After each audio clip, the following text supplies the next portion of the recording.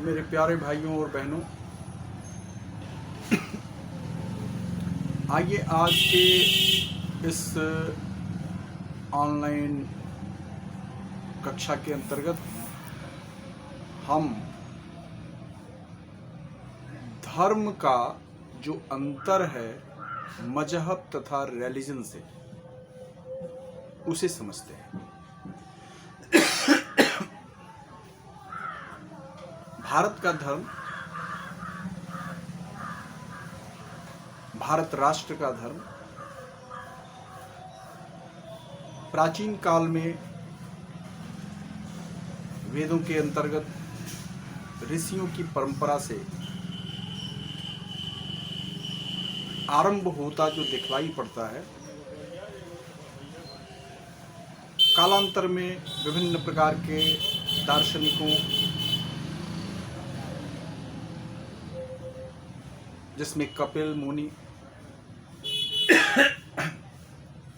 का सांख्य दर्शन, योग दर्शन, वैशेषिक दर्शन, वेदांत, मीमांसा, बौद्ध दर्शन, जैन दर्शन और यहाँ तक कि चार्वाक दर्शन भी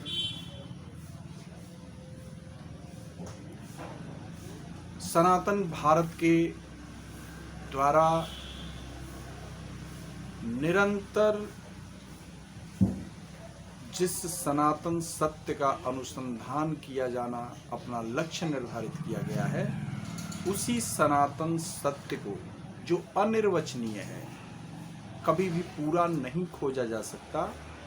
बल्कि अपने देश और अपने काल की परिस्थिति के अंतर्गत हम उस सत्य की खोज के एक निश्चित स्तर को प्राप्त करके उस देश और काल के अंतर्गत अपना जीवन संचालित कर सकते हैं और अगली पीढ़ियां और गहरा सत्य, उसी सत्य के अन्य ऐसे पहलू जो पिछली पीढ़ियों के द्वारा नहीं खोजे जा सके थे, उन्हें खोजती हैं। उसके आने वाली पीढ़ियां और गहराई में जाती हैं और ये अनंत सत्य का जो स्वरूप है, जो अनिर्वचनीय है, कभी भी पूरी तरह खोजा नहीं जा सकता, इसके खोजे जाने की निरंतर की जारी रहने वाली प्रक्रिया के रूप में मानवता और मानव जाति आगे बढ़ती है। भारत के ऋषियों को सबसे पहले हम देखते हैं इस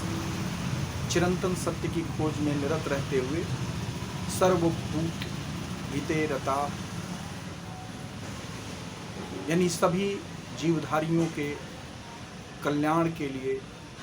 लगे रहने वाले, कोई व्यक्तिगत अहंकार नहीं कि नहीं मैं ही सबसे बड़ा धर्मगुरु हूँ, मेरे द्वारा लिखी गई पुस्तक ही सभी लोग मानेंगे वरना उनकी हत्या कर दी जाएगी, ऐसी कोई बात नहीं, बल्कि एकम सद विप्राह बहुधा वदंती, सत्य एक ही है और अलग अलग विद्वज्जन, अलग अलग विद्वान लोग उसे लग कर मिलकर खोजते हैं और यह प्रक्रिया लगातार चलती जाती है, जिसमें वेद कहते हैं नेति नेति न एव इति, अर्थात यह ही अंत नहीं है ज्ञान का, यह ही अंत नहीं है सत्य के ज्ञान का, और एक परंपरा चलती चली जाती है। प्राकृति, प्राक यानी प्राचीनतम, ऋत यानी नियम, प्रकृति के नियम, इससे बनने वाली प्रकृति, जो प्राचीनतम इस ब्रह्मांड को संचालित करने वाले नियम हैं, जिन्हें ऋत कहा जाता है, उन ऋत की खोज करने वाले विद्वज्जन तपस्वी गण, जो घोर तपस्या करके बगैर किसी धन का संचय किए सर्वे भवन्तु सुखिनः की कामना से मानव मात्र के कल्याण हेतु प्रकृति के सत्य को, जिसे ऋत कहते हैं, खोजने में लगे रहते थे, उन्हें ऋषि कहा जाता था। भारत का धर्म इसी ऋत को यानी प्रकृति के सत्य को खोजने यानी अनुसंधान करने और इसी ऋत का यानी प्रकृति के सत्य का पालन करने से संबंधित है। और इसमें यह मान्यता है कि अभी तक जो प्रकृति के ऋत के संदर्भ में खोज हुई है यह अंतिम नहीं है, नेति नेति। यह परंपरा जारी रहेगी अनंत काल तक, और जब तक यह परंपरा जारी रहेगी तब तक मानव मात्र का कल्याण होता रहेगा। इस ऋत का पालन करने वाला अर्थात धर्म का पालन करने वाला व्यक्ति श्रेष्ठ होता है, जिसे आर्य कहा गया है। आर्य कोई जाति या प्रजाति नहीं है, क्योंकि वेद कहते हैं कृणवंतो विश्वमार्यम, विश्व को आर्य बनाना है। तो यदि यह जन्म से आधारित एक प्रजाति होती तो आर्य बन कैसे सकता था? वेद जो कह रहे हैं कि विश्व को आर्य बनाना है, अगर कोई प्रजाति होती, कोई नस्ल होती तो भाई नस्ल जो है वो बन कैसे सकती है दूसरी नस्ल? ये जन्म आधारित नहीं था, ये गुणों पर आधारित था। श्रेष्ठ गुणों को प्राप्त करने वाला व्यक्ति श्रेष्ठ अर्थात आर्य कहलाएगा। ये वेदों की मान्यता है, और इस आधार पर वेद कहते हैं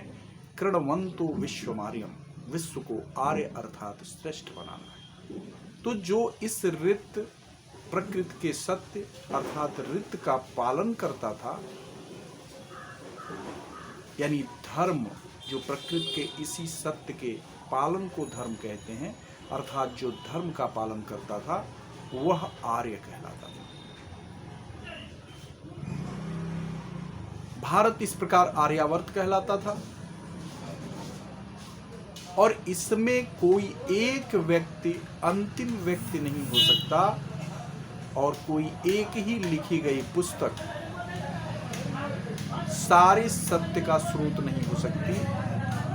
आधुनिक विज्ञान के तरीके से, जैसा कि आधुनिक विज्ञान करता है कि वो प्रकृति के सत्य को खोजता है, एक पीढ़ी तक के वैज्ञानिक जिस स्तर तक उस सत्य को खोज लिए होते हैं, आने वाली पीढ़ियों के वैज्ञानिक जब अपना योगदान करते हैं तो पुरानी पीढ़ियों के द्वारा खोजा गया सत्य का स्तर निंदनीय तो नहीं होता, क्योंकि वह उस स्तर को प्राप्त किया गया है, तभी आगे खोजे जाने की संभावना बनी है। किंतु आने वाली पीढ़ियां पुरानी पीढ़ी के द्वारा खोजे गए सत्य का सम्मान करते हुए उसमें और भी परिवर्धन यानी वृद्धि करती हैं, और प्रकृति का यह सत्य जो आधुनिक वैज्ञानिक खोजते हैं वो और गहरा हो जाता है। आज के आधुनिक विज्ञान और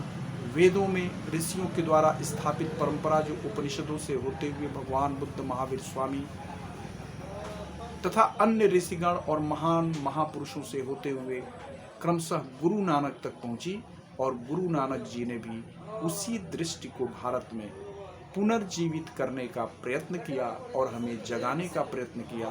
कि आज हम 1001 साल से जो विदेशी आक्रमण और विदेशी संस्कृतियों के आक्रमण के परिणाम स्वरूप नष्ट कर दिए गए अपने गुरुकुलों में न जाने के कारण अशिक्षित जैसे हो गए हैं और धर्म का अर्थ भटक गया है। यह वास्तविक धर्म का हमारा अर्थ सत्य की खोज है। सत श्री अकाल जो हमारा धार्मिक उद्घोष है, जो हमें हमारे गुरु नानक देव जी की परंपरा से प्राप्त होता है, ये वास्तव में ऋषियों के उस वास्तविक सनातन धर्म को, जिसे हम धर्म कहते हैं, सनातन धर्म कहने की भी कोई ज़रूरत नहीं,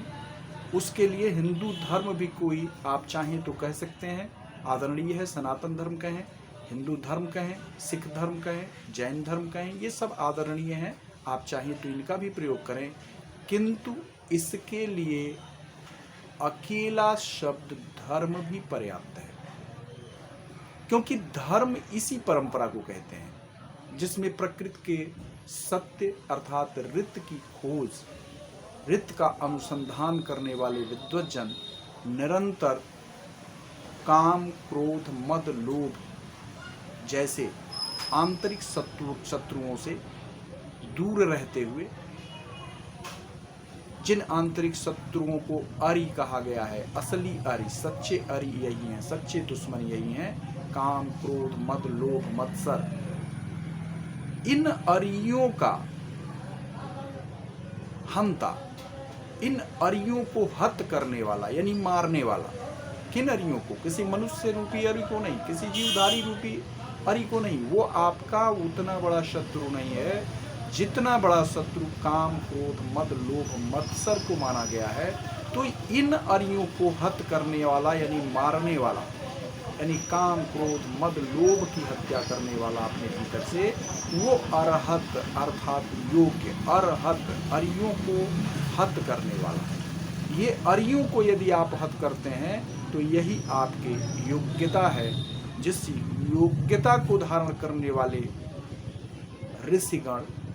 जिसे हम भगवान बुद्ध कह सकते हैं, महावीर स्वामी या तीर्थंकर गण कह सकते हैं, या गुरुगण कह सकते हैं, ये ऋषिगण भी कहला सकते हैं, क्योंकि इन सभी लोगों ने ऋत को खोजा प्राचीन ऋषियों की परंपरा को आगे बढ़ाते हुए। यह जो ऋत को खोजने वाली निरंतर चलने वाली धारा है भारत की, जिसमें प्रकृति के शब्द को ढूंढना, किसी एक पुस्तक पर निर्भर न रहना। अभी वेदों के जिन उपदेशों की चर्चा की गई, उसी क्रम को भगवान बुद्ध आगे बढ़ाते हुए कहते हैं, अत्त दीपो भव। अत्त यानी अपने आत्म को ही दीप बनाओ, आत्म को ही दीप बनाओ, अर्थात अपने वास्तविक स्व को, यानी आप जो वास्तव में हैं, विशुद्ध रूप से विशुद्ध आत्म, एक आभासी आत्म और एक विशुद्ध आत्म। आभासी आत्म जिसमें हमारा नाम, हमारी जाति, हमारा गांव आदि इत्यादि, हम अच्छे हैं, बुरे हैं, हम बहुत सुंदर हैं, कुरूप हैं आदि इत्यादि पहचानें हमारी संसार में रहते हुए जुड़ती हैं। इसके भिन्न हमारा वास्तविक आत्म जो अमर है, अविनाशी है, अजन्मा है और इस शरीर से वो परे है, इस शरीर की चेतना उसी आत्म के कारण है। उस वास्तविक विशुद्ध आत्म के रूप में अपने आप को पहचानो और वही तुम्हारा मार्गदर्शन करेगा। भगवान बुद्ध के विचार या हमारे सनातन ऋषियों के विचार या हमारे अन्य जो गुरुगण हैं, तीर्थंकर गण हैं, इनके द्वारा दिए गए विचारों के अगर समवेत निष्कर्ष निकालें तो उसका अर्थ है कि तुम सत्य मार्ग का अनुसरण करो और अपने विवेक का परिचय देते हुए जो प्रकृति का सत्य तुम्हें उपदेशों के माध्यम से बताया जा रहा है, उसे अपने वर्तमान देश काल परिस्थिति पर लागू करते हुए भी तुम उसके वास्तविक विशुद्ध अर्थ को समझते हुए उसके अनुसार आचरण करो। ये धर्म है। इसमें कोई ऐसी पत्थर की लकीर नहीं खींच दी जाती है जो किसी एक व्यक्ति और एक पुस्तक के बस शब्दों का पालन करना है, और जो नहीं करता है, जो अपने विवेक का प्रयोग करेगा, उसकी हत्या कर दी जाएगी। ऐसी कोई बात यहाँ नहीं है। यही प्रकृति के सत्य को खोजना ऋत के रूप में और इसी ऋत का पालन करना धर्म कहलाता है, जिसका स्रोत ओम को माना गया है। ओम शब्द वास्तव में दो अक्षरों के मिलने से बना है, जिसमें ओ, ये अंग्रेजी में जिस तरह रिगार्डिंग द प्रयोग किया जाता है, किसी बाहर की ऐसी एंटिटी यानी किसी अस्तित्व को जिसे हम सम्मान पूर्वक कहना चाहते हैं, उसके लिए ओ, वे या ओ का भी प्रयोग करते हैं। भारत में अमूमन वे कहते हैं या ओ भी कहते हैं। अंग्रेजी में उसे रिगार्डिंग द कहा जाता है। तो ये जो आदर सूचक वो है, जैसे आपने सुना होगा अक्सर आदर देते हुए लोग नाम नहीं लेना चाहते तो कहते हैं हमारे भारतीय संस्कृति में वो आएंगे तो फला काम होगा, या वो फला जगह गए हैं। अमूमन पत्नियों को कहते हुए आपने सुना होगा, अपने पति का नाम लेने से बचते हुए, उन्हें सम्मान देते हुए वे इस शब्द का प्रयोग आज भी करते हैं। तो ये जो ओ है, ये आदरणीय जो अस्तित्व है परम आत्मा का, परम तत्व का, इस ब्रह्मांड के परम तत्व का, उसे आदर देने के लिए प्रयोग किया जाता है। और जो मौ है, यही परम तत्व है। मौ जो बिंदुवत है, आप देखेंगे ओम में जो बिंदु है वह परम तत्व है। यह संपूर्ण ब्रह्मांड अपने बृहत्तम रूप में, हम बृहत्तर रूप की कल्पना करते करते जाएं, जहां तक हम पहुंच सकते हैं अपनी क्षमताओं के द्वारा, उससे भी बड़ा और बड़े की कल्पना करें इस ब्रह्मांड की, जो अंडाकार है, गोलाकार है। देखने से भी आप समझ सकते हैं, जब आप देखना शुरू करते हैं तो आपके चतुर्दिक एक गोलाकारी आकृति जो आधी दिखाई दे रही है आपके सिर के ऊपर छाई हुई है। और आप जब परिकल्पना करते हैं तो वो नीचे भी, जहाँ से धरती के नीचे आप देख नहीं पा रहे हैं, अंतरिक्ष में धरती हमारी परिक्रमा कर रही है, वो गोलाकार आकृति आपको दिखती भी है। आपकी आंखें जहाँ तक सीमित हैं वहाँ तक आप इस गोलाकार आकृति को देख रहे हैं। इसको और विस्तृत करें अपनी कल्पनाओं में, और विस्तृत होते होते जहाँ तक आपकी परिकल्पना इस गोलाकार आकृति की जाती है, ये उससे भी बड़ा है। अपनी क्षमताओं को और बढ़ाएं, ये उससे भी बड़ा है, और बढ़ाएं, उससे भी बड़ा है, और बढ़ाएं, उससे भी बड़ा है। और इस प्रकार अनंत ब्रह्मांड जो इस गोलाकार आकृति में के रूप में है, ये एक बिंदु ही है, एक बिंदुवत आकार का ही है, एक बड़ा बिंदु। यदि हम इस बिंदु को छोटा करते करते करते करते करते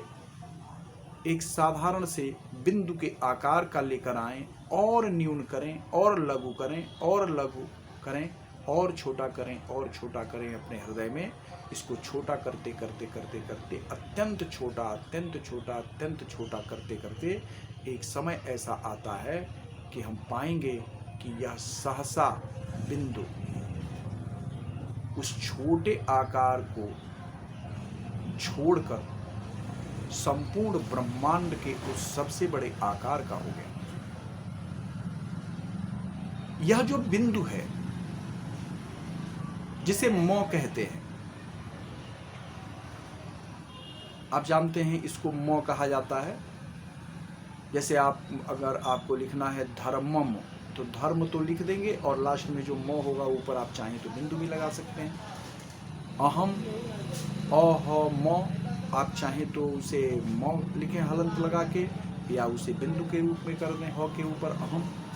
तो ये बिंदु जो मौ के रूप में है, ये अभिव्यक्त किया गया है इस संपूर्ण ब्रह्मांड जो शून्याकार है, शून्य के आकार का है, जिसमें धनात्मक आयाम, ऋणात्मक आयाम, और जो न तो धनात्मक है न तो ऋणात्मक है, ऐसा तीसरा जो आयाम है, इन सबके मिलने से आयनों के धनात्मक, ऋणात्मक और जो न्यूट्रल आयाम है, इसके मिलने से जो संतुलित शून्य पैदा होता है, जो कुछ नहीं है, जो सब कुछ है। क्योंकि शून्य का अर्थ कुछ नहीं होता, शून्य का अर्थ सब कुछ है। यह हमारे यहाँ परमपिता ब्रह्म परमेश्वर की जो धारणा की गई है उसका प्रतिनिधित्व करता है। यद्यपि ये अनिर्वचनीय है, संपूर्णतः कोई भी व्यक्ति सक्षम नहीं है इसके सभी पहलुओं को कह सकने में, किंतु एक काम चलाऊ स्तर पर हम समझ सकते हैं कि यह निराकार शून्यवत परमेश्वर परमात्मा सभी आकारों का धारण करने वाला भी है। बिनु पग चलहि सुनहि बिनु काना, कर बिनु कर्म करहि बिदिनाना। यानी जो बिना पैरों के चलता है, बिनु पग चलहि सुनहि बिनु काना, बिना हमारे जैसे कान हुए भी वो सुनता है। कर बिनु कर्म करहि विधि नाना। बिना कर यानी हाथ के भी हमारे जैसे उसके हाथ नहीं है, किंतु फिर भी वो सारे कर्म करता है। कोई आवश्यक नहीं कि हमारी आंखें जैसी हैं, सभी प्राणियों की आंखें वैसी नहीं होती। हमारा आकार स्वरूप जैसा होता है, सभी चेतन प्राणियों के शरीर वैसे ही कोई आवश्यक नहीं है कि होते हैं। तो जिस प्रकार ये विभिन्न प्रकार की भिन्नताओं के होते हुए भी ये जीवधारी सचेतन है, तो आप ये समझ सकते हैं कि वह परम चेतन, महाचेतन, चेतना का जो भंडार है, जो प्राण का स्रोत प्रणव है, जिसे ओम कहते हैं। ओम का एक नाम प्रणव भी है, प्राणों के स्रोत के रूप में। तो वह जो परम चेतन है, कोई आवश्यक नहीं कि उसका आकार मनुष्य के आकार का ही हो। जैसे मनुष्य का आकार का नहीं होने पर भी विभिन्न प्रकार के पक्षी, पशु और अन्य जीवधारी भी चेतन हो सकते हैं, मनुष्य से कम चेतन होके। उसी तरह से मनुष्य से अधिक चेतन जो प्राणी हैं, कोई आवश्यक नहीं कि मनुष्य के जैसे हों। उनका आकार हमारे समझ, हमारी बुद्धि से परे हो सकता है। तो इस प्रकार इस परम ब्रह्मांड को, जिसे हम प्रकृति कहते हैं विज्ञान की भाषा में, इस प्रकृति को ही परम ईश्वर मानते हुए, परम आत्मा मानते हुए, और सभी जो चेतनशील प्राणी हैं उनकी जो चेतना का आधार है उसे आत्मा मानते हुए, परम आत्मा और आत्मा रूपी इकाइयों के इस एक समन्वित, एक दूसरे से गुथे हुए, एक दूसरे से जुटे हुए, जिसके कण कण में वही परमात्मा है, इस ब्रह्मांड की परिकल्पना की गई है, जिसे आधुनिक विज्ञान प्रकृति कहता है। और भारत का धर्म भी प्रकृति और पुरुष के रूप में एक शब्द इसके लिए प्रकृति प्रयोग करता आया है। और इसी प्रकृति यानी प्राकृति, प्राचीनतम, यानी जो ब्रह्मांड के समय से चल रहे हैं, सनातन हैं, इन नियमों की खोज, ऋत यानी नियम, प्राकृति, प्रकृति इससे बनी है। तो प्राक यानी प्राचीनतम, जिसे परमेश्वर ने बनाया है, जो मनुष्य ने नहीं बनाया है, ऐसे ऋत को जोड़ने से प्रकृति शब्द है। और इस ऋत यानी इस प्रकृति के नियमों की खोज हमारा ज्ञान है, और आधुनिक विज्ञान भी उसे ही ज्ञान कहता है, और उस ऋत का पालन धर्म है। और उसके और गहरे रूप को निरंतर खोजा जाना है। ये नदी की एक धारा की तरह से है जो कभी रुक नहीं सकती, और सत्य की यह खोज हमेशा जारी रहनी है। और धर्म चक्र प्रवर्तनाय के ध्येय वाक्य के साथ हमारे महान विद्वान स्वतंत्रता संग्राम सेनानियों की संविधान सभा ने इसी सत्य की निरंतर खोज रूपी धर्म के लिए हमारी संसद को धर्म चक्र के आकार का बनवाते हुए संसद के ध्येय वाक्य को धर्म चक्र प्रवर्तनाय ध्येय वाक्य भी दिया, और संसद के काम को निर्धारित किया कि धर्म चक्र का प्रवर्तन संसद हमारी जारी रखेगी, जो भारत की प्राचीन परंपरा है, जो लगभग 1001 साल के अंतर्गत विदेशी संस्कृतियों के, बर्बर संस्कृतियों के आक्रमणों के परिणाम स्वरूप जो उन्होंने गुरुकुल और हमारे नालंदा तथा तक्षशिला, विक्रमशिला जैसे विश्वविद्यालय तोड़ दिए और शिक्षा की हमारी परंपरा को नष्ट कर दिया, उससे जो दिग्भ्रमित हो गई थी उसे पुनः दिशा देने का काम हमारे महान विद्वान देशभक्तों ने संविधान सभा के माध्यम से धर्म चक्र के आकार की संसद बनाकर और धर्म चक्र प्रवर्तनाय का उसे लक्ष्य देकर उसी परंपरा को जारी रखने का प्रयास किया। ये अलग बात है कि आज़ादी मिलने के दौर में जैसे ही भारत अपने सही मार्ग पर चलने को एकदम तत्पर था, दुनिया की शक्तियों ने एक बहुत ज़बरदस्त साजिश की, एक षड्यंत्र किया, और षड्यंत्र पूर्वक जनता की आकांक्षाओं को दरकिनार करके, जो पटेल जी के प्रति थी आकांक्षाएं, उन्हें दरकिनार करके ऐसे व्यक्ति जिनको जनता ने, कांग्रेस कार्यकर्ताओं ने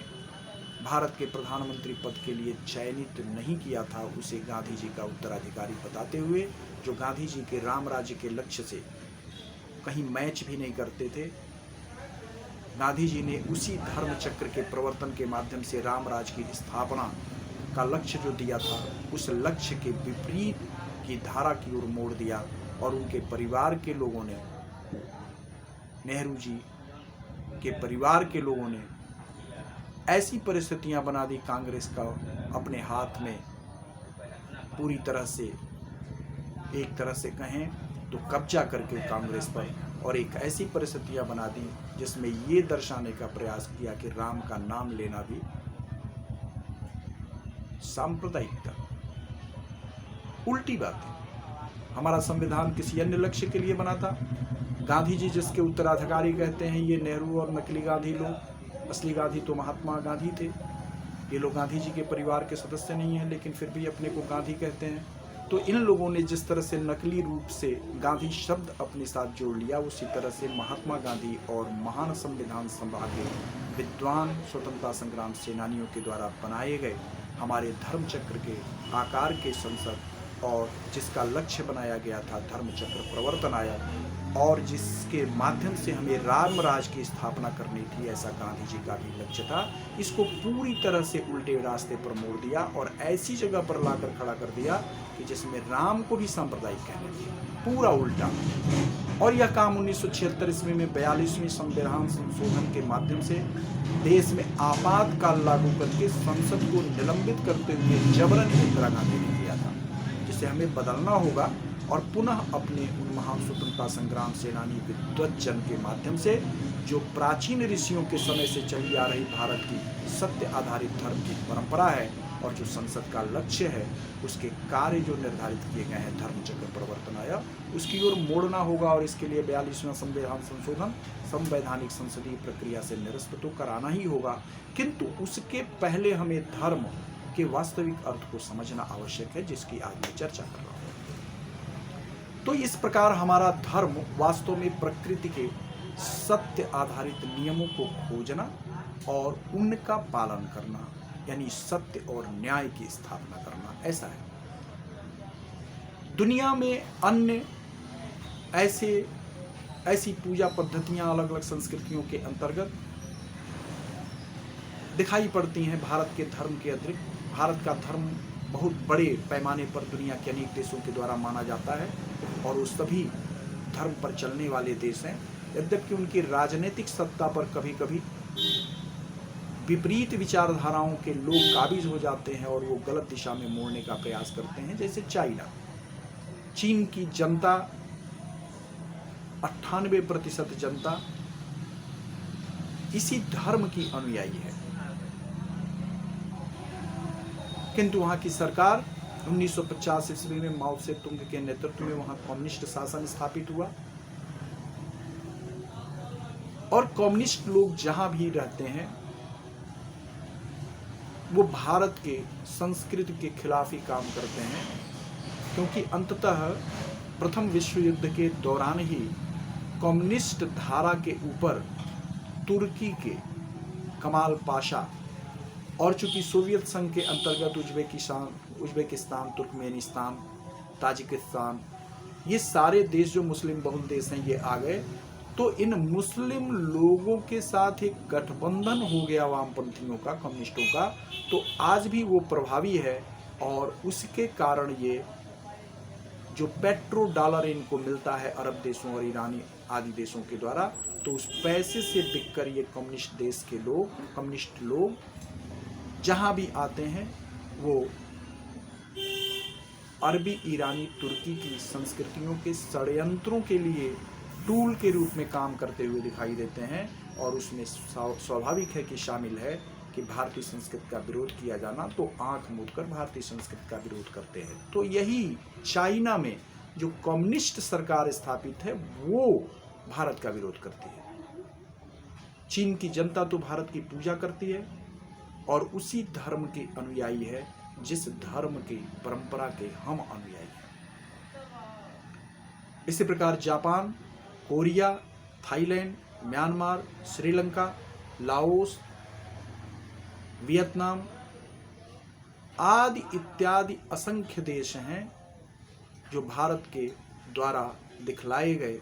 प्रकृति के सत्य को ढूंढकर उन प्रकृति के सत्य नियमों के पालन को धर्म कहने की परंपरा के अनुगामी हैं। इंडोनेशिया और मलेशिया भी इसमें शामिल थे, लेकिन एक बड़े षड्यंत्र के माध्यम से, जो षड्यंत्र आज भारत में भी हो रहा है, उनमें लोगों को आज एक विषम परिस्थिति का सामना करना पड़ रहा है और ऐसी ही स्थिति विभिन्न अन्य देशों की भी है। भारत भी इस गुमराहियत का शिकार बनाकर, और भारत में तमाम प्रकार के जो षड्यंत्र किए जा रहे हैं, हमें उसके लिए भी जागरूक होना होगा और संवैधानिक प्रक्रियाओं के माध्यम से उसके समाधान ढूंढने होंगे। ऐसी स्थिति में दुनिया के विभिन्न हिस्सों में पनपी हुई संस्कृतियों के अंतर्गत रिलीजन और मजहब जो जन्मे, ये धर्म से अलग अर्थ रखते हैं, क्योंकि जहां हम देखते हैं रिलीजन शब्द जिन देशों से संबंधित है, उन देशों में जिन पूजा पद्धतियों को जो पूजा पद्धतियां लागू हैं, हम देखते हैं कि कोई एक व्यक्ति और उनके द्वारा प्रस्तुत की गई कोई पुस्तक, अकेले उसको आंख मूंद कर सत्य मान लेना, भले ही वो उस देश काल परिस्थिति में कुछ सच्चाइयों से जुड़ी रही हो, किंतु समय बीतने पर, यानी काल बीतने पर और स्थान बीतने पर सत्य का स्वरूप आंशिक रूप से सापेक्ष होता है। और इस स्थिति में यूरोप के लोगों ने अपने उस रिलीजन को आधार बनाकर भारत पर एक बार धोखाधड़ी से अधिकार भी कर लिया, जिसे हमने लड़के जीता। और अब 15 अगस्त 1947 को विजय दिवस के रूप में हम जिसे मनाते हैं, वह हमारा विजय का प्रतीक है। किंतु उसके पहले जिन लोगों ने आक्रमण शुरू किए, लगभग 8वीं शताब्दी से 10वीं शताब्दी में जो बढ़ गए और 1192-94 के आसपास जिनकी परंपरा, जिनकी प्रक्रिया धोखाधड़ी, अन्याय, अत्याचार, लूट, बलात्कार, हत्याएं, भारत के प्रतीकों, मंदिरों को तोड़ देना, भारत के गुरुकुलों और विश्वविद्यालयों को नष्ट करने के लिए सारे पाप करना आदि इत्यादि के रूप में शुरू हुई। और जो लोग कहते हैं कि यह हमारे धार्मिक नेताओं का आदेश है और उसमें अपनी पुस्तकों का भी नाम लेते हैं, तो ऐसी परिस्थितियां, जिनको यह लगता है कि अरब और ईरान जो रेगिस्तान हैं, उन अरब और ईरान के रेगिस्तान में लागू किए जा सकने वाले नियम, भारत जो कि सस्य श्यामला भूमि है, 3 मौसमों का वरदान जिस भारत को मिला हुआ है प्रकृति के द्वारा धर्म के मार्ग पर चलने के कारण, वो चाहते हैं कि रेगिस्तानी भूमि जिन अत्याचारी नियमों के कारण प्रकृति ने बना दी, वहाँ उन नियमों को भारत में लागू करें जबरन, और इसके लिए भांति भांति के षड्यंत्र और आक्रमण करते रहे। उन विदेशी संस्कृतियों के विदेशी लोगों और उनके यदि सभी नहीं तो अधिसंख्य वंशजों जो विदेशों से आए, उनके द्वारा भारत में निरंतर की जाने वाली षड्यंत्रकारी गतिविधियों का हम उत्तर अब तक देने का मन नहीं बना सके। यद्यपि वह मन कभी बना था। मराठा साम्राज्य और पेशवा गण ने भारत को मुक्त करा लिया था और दिल्ली में भी दिल्ली के सुल्तान को जेल के अंदर डाल दिया रघुनाथ राव जी के नेतृत्व में, पेशवा रघुनाथ राव जी के नेतृत्व में, जो बाजीराव पेशवा जी के सुपुत्र थे। और पेशवाओं ने भारत को आज़ाद करा लिया था, किंतु तब तक अंग्रेज आ गए और अंग्रेजों को हराने में हम व्यस्त हो गए और यह बात भूल गई तब तक, जब तक कि इन्होंने भारत के बंटवारे की मांग यह कहते हुए नहीं कर दी कि हिंदू और मुसलमान 2 राष्ट्र हैं, एक साथ नहीं रह सकते। अब भारत का बंटवारा तक, निर्मम बंटवारा कर दिया। और फिर भी सरदार पटेल के उद्धरण को, अगर हम उनके बयानों को ध्यान में रखें, जो हर चीज़ में कहीं भी मिल जाएंगे, वो कहते हैं कि 14 अगस्त तक जो लोग कह रहे थे कि हमें हमारा देश चाहिए, हम अपने देश में जाएंगे, पाकिस्तान जब बन गया और पाकिस्तान के बनने के तुरंत बाद वो कहने लगे कि नहीं नहीं, हम भारत में ही रहेंगे, और भारत में रह गए। और उनके यद्यपि 2 हिस्से हैं, एक ऐसे लोग जो भारतवंशी हैं, गुमराह करके, अत्याचार करके जिन लोगों को जबरन अरबी और ईरानी संस्कृत को मानने के लिए विवश किया गया था, वो हमारे भाई हैं। यदि उनका बोध होता है और उन्हें लगता है कि हमारे पूर्वज भारत के हैं, हमारे पूर्वज अरब, ईरान और तुर्की के नहीं हैं, और वो यदि भारत की संस्कृति और भारत के सम्मान और गरिमा की रक्षा के महत्व को समझते हैं और इसके पक्ष में आवाज़ उठाते हैं, तो उनका स्वागत करना होगा, उन्हें गले लगाना होगा। आज भले ही वो मुस्लिम हैं, वो बीते कल के हिंदू थे और आने वाले दिन के भी वो अपने पूर्वजों की परंपरा के अनुसार जो सत्य के,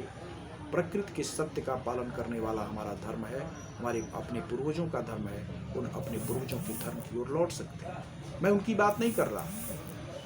यद्यपि उनमें से भी एक छोटा सा हिस्सा जो विदेशियों की भाषा बोलना चाहता है, जो विदेशियों के षड्यंत्रों का टूल बनना चाहता है, जो आज भी अरब, ईरान, तुर्की, तालिबान और आज के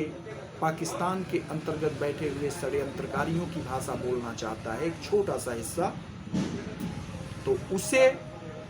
और उन विदेशी आक्रमणकारियों के यदि ऐसे वंशज हैं जो विदेशी आक्रमणों को सत्य ठहराते हैं और उन विदेशी आक्रमणकारियों को जो भारत के लिए खलनायक हैं, यदि उनके मन में यह मान्यता है कि नायक हैं, और यदि आज भी वो अपने तथाकथित धर्म नेताओं का, उपदेशों का नाम लेते हुए कि हम तो वही करेंगे क्योंकि उनकी जीवन शैली यानी सुन्नत ऐसी थी तो हम उसी का पालन करेंगे, यदि हमारी महिलाओं का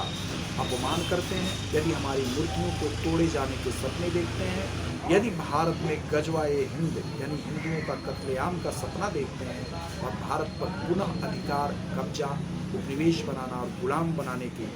सपने देखते हैं, तो उन्हें नाकाम करने हेतु हमें जानना होगा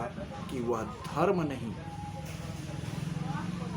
मजहब है। क्योंकि मजहब अमूमन किसी एक व्यक्ति के द्वारा और उस व्यक्ति के द्वारा बतलाए गए शब्दों को पुस्तकों के रूप में बांधकर केवल उसे ही सत्य मानने से संबंधित है। हम जानते हैं कि आधुनिक विज्ञान या भारत की प्राचीन वैज्ञानिक आध्यात्मिक परंपरा का धर्म ये बतलाते हैं कि सत्य एक ही नहीं है, एकम सत विप्राह बहुधा वदन्ति। यद्यपि सत्य एक है लेकिन एक ही नहीं है जैसा अकेला आप कहते हैं, बल्कि उसको अलग अलग विद्वज्जन अपने अपने शब्दों में कह सकते हैं और इसके लिए अलग अलग देश काल परिस्थिति में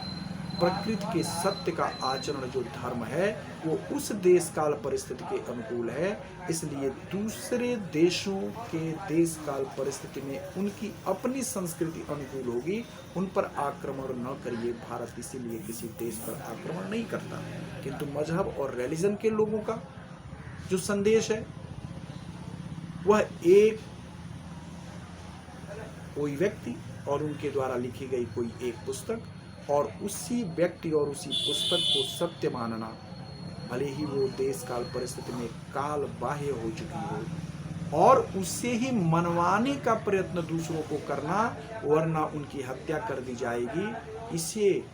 अपना कर्तव्य मानना यह धर्म नहीं सिखाता। यह मजहब या रिलीजन सिखा सकते हैं, जैसा कि इतिहास में उन्होंने बार बार किया है, बार बार करते आए हैं, बार बार कहते भी आए हैं, और आज भी उनके जो विद्वान शिक्षकगण और छात्रगण तालिबान के रूप में पीएचडी धर्म मजहब में पीएचडी किए हुए बगदादी ने जो कहा कि ये हमारा कर्तव्य है, हम अपने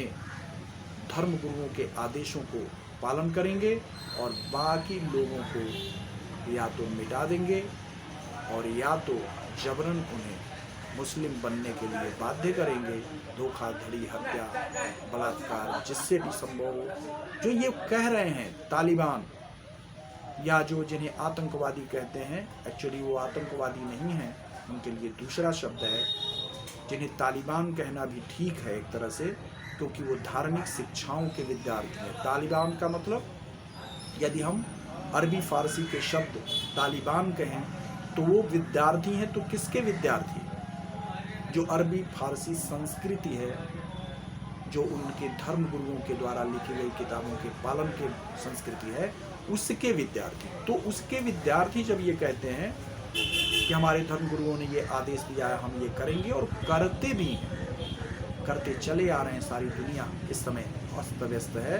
तो ऐसे जो लोग हैं और ऐसी जो धाराएं हैं वो धर्म की कसौटी पर खरी नहीं उतरती, वो मजहब कहलाती हैं और रिलीजन कहलाती हैं। और हम उनसे अपील करते हैं कि भारत एक महान मानवतावादी संस्कृति का देश है, जिसने अध्यात्म के महान विज्ञान को जन्म देना ही नहीं बल्कि उसे निरंतर जारी रखने की परंपरा का निर्वाह किया है। और यहाँ तक कि जो धर्म चक्र के आकार की संसद बनाई और जिस संसद का कर्तव्य निर्धारित किया धर्म चक्र प्रवर्तनाय, यानी धर्म के चक्र का प्रवर्तन यानी संचालन करना है, यह धर्म वास्तव में प्रकृति के नियमों के सत्य की खोज है और उस सत्य का पालन है जिसमें सभी मनुष्यों का, मानव जाति का, बल्कि सभी जीवधारियों का कल्याण होना है। उसमें अरब, ईरान, तुर्की, यूरोप, वेटिकन आदि सभी मनुष्यों का कल्याण होना है। तो इस संस्कृति का हम अपील करेंगे आपसे कि 1000 साल के दुर्घटनाओं को भूलकर यदि आप सम्मान करते हैं, यदि आप अपने पूर्वजों की गई गलतियों की क्षमा मानते हैं, यदि भारत के लोग जिनको खलनायक मानते हैं, जिन आक्रमणकारियों को, उनको आप भी खलनायक मानने लगते हैं और आप के ये तालिबान या बगदादी जैसे जो लोग कहते हैं कि हमारे धर्मगुरुओं का ये आदेश है, तो उसे आप मुखर रूप से गलत कहते हैं और भारत के धर्म की महत्ता को स्वीकार करते हुए भारत में रहते हैं, जैसा कि पारसी और यहूदी करते हैं। तो भारत में आपको पूरा सम्मान जैसा कि प्रत्येक जीवधारी को मिलता है, मिलता रहा है। किंतु यदि भारत को कब्जा करने की प्रवृत्ति के तहत आक्रमणों को सत्य मानते हुए और अपने जीवन शैली का अंग यानी सुन्नत का अंग मानते हुए इसमें से जो लोग भी ऐसा समझते हैं कि आज का भारत इन चीज़ों को बर्दाश्त करेगा, तो भारत की संसद का धर्म चक्र प्रवर्तनाय का सिद्धांत, इसमें जो बाधा है, आपातकाल लागू करके संसद को निलंबित करके जबरन जो संविधान की प्रस्तावना में धर्मनिरपेक्षता शब्द ठूसा गया, उसे संवैधानिक प्रक्रिया से निरस्त कराते हुए अपने भारत के महान धर्म जो प्रकृति के सत्य के नियमों को पालन करने से संबंधित है, जो सर्वे भवन्तु सुखिनः, सर्वे सन्तु निरामयाः, सर्वे भद्राणि पश्यन्तु मा कश्चित् दुर्भाग् भवेत् पर आधारित है, सबके कल्याण के लिए है, उसकी स्थापना होगी और उसका विकास होगा। आइए आप भी इस धारा के अंग बने। विशेष रूप से उन बंधुओं को मैं आह्वान करना चाहता हूँ जो उनके पूर्वज किन्हीं अत्याचारों का शिकार होकर अपने पूर्वजों की संस्कृति को छोड़ने को विवश हुए और विदेशी संस्कृतियों को जबरन जिन्हें मानने के लिए विवश किया गया, यदि वो समझदार हैं, यदि वो बातों की सच्चाई को समझ जा रहे हैं, तो अपने घर में आना कोई बुरा नहीं है, आपका स्वागत है। क्योंकि यह दूसरे स्वतंत्रता संग्राम की लड़ाई जो प्रथम आक्रमणकारी अरब, ईरानी और तुर्की के आए थे, जो वास्तविक विदेशी नस्ल के, जो भारतीय नस्ल के हैं, उनके विरुद्ध नहीं, केवल उनमें से भी उनके विरुद्ध जो विदेशियों का खेल खेलेंगे, भारत की सरकार, भारत की संसद उनको भरसक समझाने का प्रयत्न करेगी और अपने घर वापस लाने का प्रयत्न करेगी, क्योंकि वो हमारे भाई हैं, भारत के पूर्वजों की संतान हैं।